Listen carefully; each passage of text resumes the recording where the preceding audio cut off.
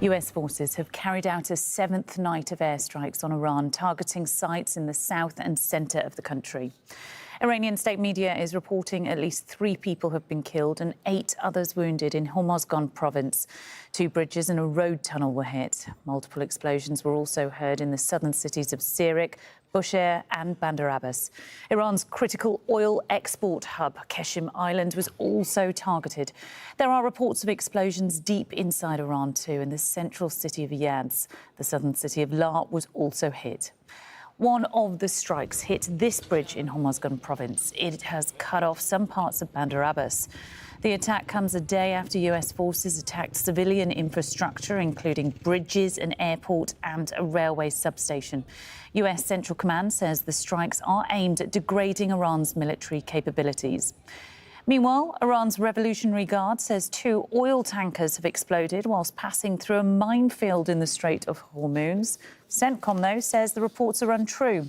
This as the military advisor to Iran's supreme leader warned of further escalation if the US carries out more attacks.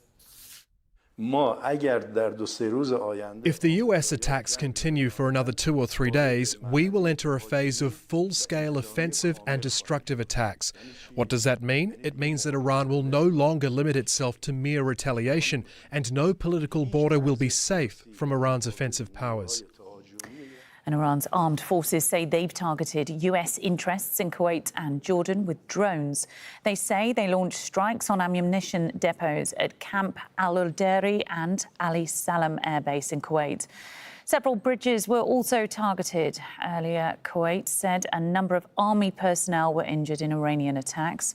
Iran's forces say they've also targeted an air base in the Jordanian area of Azraq. They insist the sites are used to support US attacks on Iranian territory. Air raid alerts have also sounded in Bahrain. Al Jazeera's Mike Hanna has more from Washington, D.C. on the strikes by the US military. Another day of US strikes at what has become a regular time. CENTCOM issued a statement saying that a new round of military action was underway. But this was different from what it had been announcing in recent days. In the past, CENTCOM would specify the targets that were being hit, and these were all related to Iran's attempts to keep control of the Strait of Hormuz, targets like Coast Guard headquarters, drone factories. On this occasion, though, CENTCOM did not specify what targets it was striking, and it would appear that the US forces have now expanded their theater of operations, striking at targets within Iran itself, targets like infrastructure projects such as bridges and indeed factories. The US, on its part, insists that vessels continue to pass through the Strait of Hormuz. It's referring to the other route that passes by the coast of Oman. They maintain that the US is protecting vessels passing through that route and at the same time blockading vessels attempting to go to or leave Iranian facilities along that route on the Iranian coast. Iran, for its part, claimed that a number of vessels had been exploded in the strait by hitting landmines. Once again, CENTCOM was quick to issue a denial, saying that this claim was false and continuing to insist that the strait that it controls is safe for passage. Mike Hanna, Al Jazeera, Washington. Well, let's get more on this. Tawhid Asadi joins us from Tehran. And Tawhid, just bring us up to date with the latest following the 7th consecutive night of US airstrikes. What do we know so far about the damage caused and those casualties reported?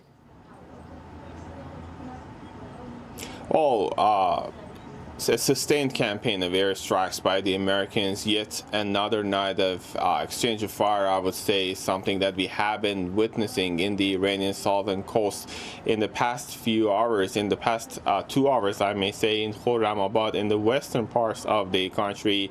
Also in Bandar Abbas, we've got reports of explosions taking place. But in addition to that, we know that in other cities, including Yazd in central areas, as well as Lar, Omidieh, Darab, Sirik, Jask, and also in 2 important islands of Qeshm and Larak, we've got similar reports about the ongoing nature of these airstrikes by the Americans. And also, speaking of the casualties, we've got it from the the office of the governor of Hormozgan saying that tonight at least 3 people were killed, 8 more injured, and also we know that 2 bridges and 1 road tunnel were targeted in tonight's attacks, while the Iranian side is talking about the retaliatory strikes across the region targeting American military assets.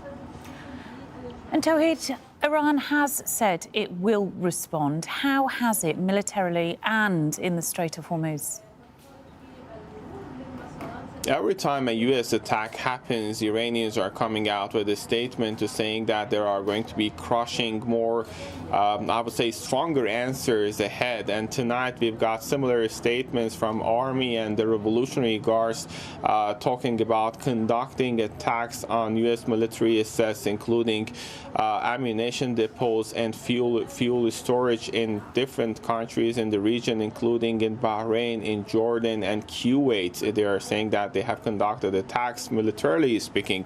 And also when it comes to the Strait of Hormuz, they're trying to flex their muscles. Tonight we've got 2 statements from the Revolutionary Guards. On the first statement, they said that 4 vessels planning to approach the Strait of Hormuz without permission from the Iranian side were stopped. And also there were, in another statement, the Revolutionary Guards, they were talking about the explosions for 2 oil tankers that decided to use another trajectory to pass through this geostrategically significant waterway. And on that, we know that Iranians are saying that any transiting through Strait of Hormuz should take place within the coordinated way and within the route that Iranians have determined in that regard.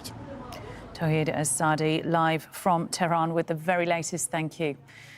Well, let's now go to Hamza Mohammed, who is in Doha for us. Hamza, we're hearing reports that Kuwait and Jordan have been targeted with drones in the last few hours. Also, sirens sounding in Bahrain. What is the latest you're hearing about the Iranian attacks across the Gulf? Well, it's been another active night for the air defense system of the countries in the GCC. A short while ago, Kuwait said that they were dealing with a hostile drone from Iran, and they put out an alert telling people not to panic if they hear loud explosions, saying that it's the air defense systems intercepting those drones. And then shortly after that, the Iranian military put out a statement saying that they have targeted 2 bases in Kuwait. They said they've hit the Ali Al Salim base. That's a base that's about 50 kilometers from Kuwait City. This base, before this conflict started, it used to host early warning radars and air defense batteries.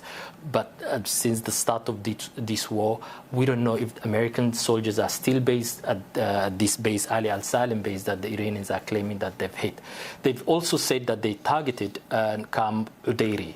This camp is about 90 kilometers from Kuwait City.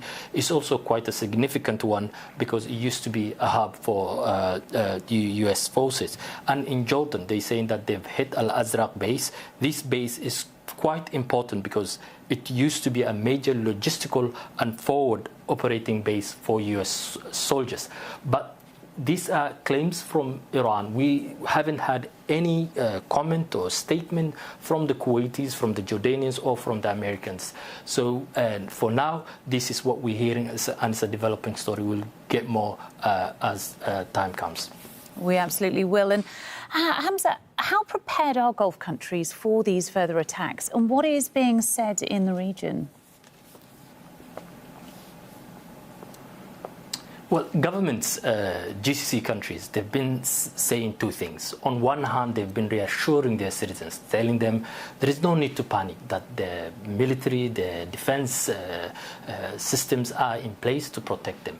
But they've also been condemning Iran. This, in these latest strikes, several countries have come out. And on Friday, and Qatar was one of the countries that came out, condemned, and said they have the right to respond to those attacks.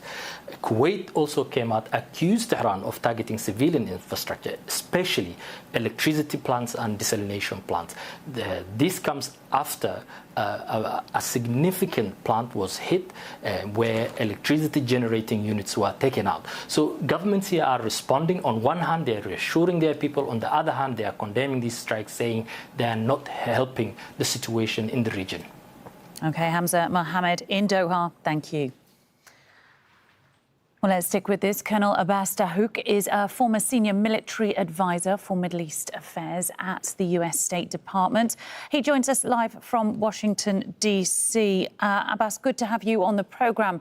Top Iranian officials consistently warning of global escalation in response to US attacks. In what ways could we see Tehran escalating this situation?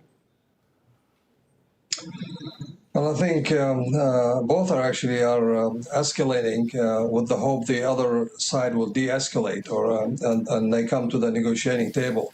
I think Iran seems will continue to fire back against the neighboring countries, just like you just reported, mainly to Kuwait, Qatar, UAE, now Jordan.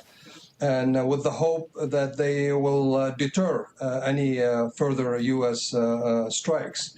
And also recently there are reports that they've been talking to the Houthis in Yemen, try to see if the Houthis will also block the Bab al-Mandeb. So this is a final, another card the Iranians have if the Houthis decide to do that. And also the Iranians, they can, instead of just firing on military bases and some of the airports, they could start targeting also economic targets in the region, perhaps some oil refineries or some electric grids. So they can retaliate for against civilian economic targets. But that also comes, they know it comes at a hefty cost to them from the United States. And just looking at a developing story this evening, back to the crucial waterway, the Strait of Hormuz, becoming increasingly dangerous for ships. We've been hearing of attacks, explosions, but the US insisting it is still open. How would you describe the situation there? I mean, definitely it has become dangerous and is not the same like it was before the war. Remember, before the war, you had over 100 ships pass through the Strait of Hormuz every day. And now we have very few, less than 10, and there are most of them are escorted by the U.S. Navy.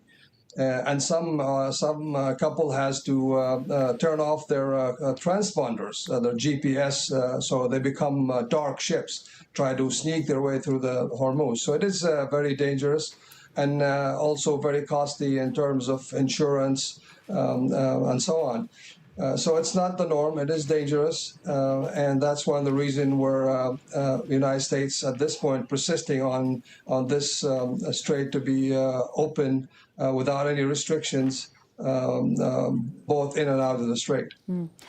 Just looking at this conflict on a wider scale, it's incredibly complex, lots of different countries involved. But we're hearing, again, Gulf countries have been targeted. Is there a red line in which you can see that some of these countries could be brought into this conflict militarily? I mean, that's a very good question. I mean, Iran has crossed many red lines on the regional arena and also on the international arena in terms of blocking this, international waterways and bringing economic pressure on all countries, European countries, United States, and so on. So many red lines have crossed. And the GCC countries, they're still determined to exercise the diplomatic element power.